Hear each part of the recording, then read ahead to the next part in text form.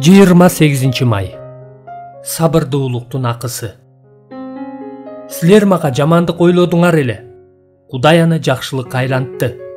Көп сандаган адамдардын өмүрүн сактап калыш үчүн ушуну ишке ашырды. Башталыш 50-бөлүм 20-аят. Башталыш 37ден 50-гө чейинки бөлүмдөрдөгү Жусуптун окуясы эмне үчүн биз эгемендүү Кудайдын келечектеги ырайымына ишенишибиз керектиги жөнүндө чоң сабак. Жусуптун бир туугандары балким анын сабырдуулугун сынап, аны Мисирге кулчулукка сатып жиберишкендир. Бирок Жусупка Мисирдеги Патипардын үйүнөн жакшы жумуш берилди. Андан кийин көп өтпөй, анын сабырдуулугуна дагы бир чоң сыноо келди. Ал өз кожоюнуна баш ийип, ага ишенимдүүлүк менен иштеп жатканда, Патипардын аялы ал жөнүндө жалган жалаа жаап, аны түрмөгө каматып салат. Бирок кийин кайрадан баары оңунан чыгып, түрмө сакчысы Жусупка ырайымдуулук менен мамиле кылып, ага сый урмат көрсөтөт.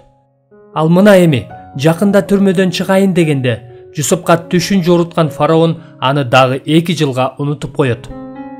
Бул Жусуптун сабырдуулугун текшерген дагы бир оор сыноо болду.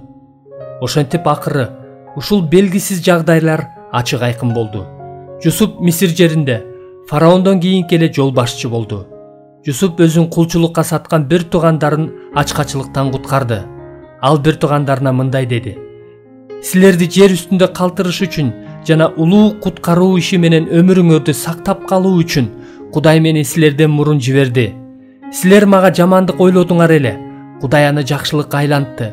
Көп сандаган адамдардын өмүрүн сактап калыш үчүн ушуну ишке ашырды." Башталыш 45-бөлүм 7-аят, 50-бөлүм 20-аят. Жусуптун узак жылдар бою куугунтукка жана кордукка чыдамдуу болуусунун ачкычы эмнеде болгон?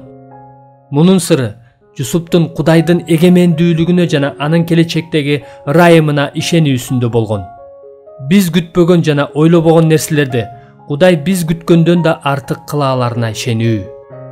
Мына ушундай ишеним чыдамдуу болуунун ачкычы. Оор нерселер жана кыйын кырдаалдар болуп жаткан учурда Кудай биздин жашообузда иштээрине ишенебизби? Мына ушундай ишеним сабырдуу болуунун ачкычы.